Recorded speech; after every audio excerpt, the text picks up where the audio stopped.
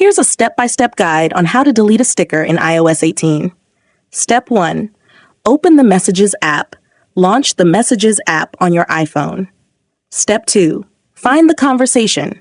Open the conversation where you've previously sent or received the sticker you want to delete. Step 3. Locate the sticker. Scroll through the conversation to find the sticker. Step 4. Long press on the sticker.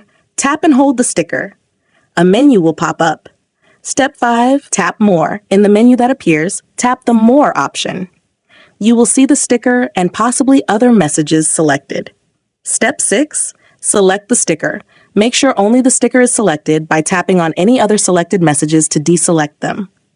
Step 7. Tap the trash icon.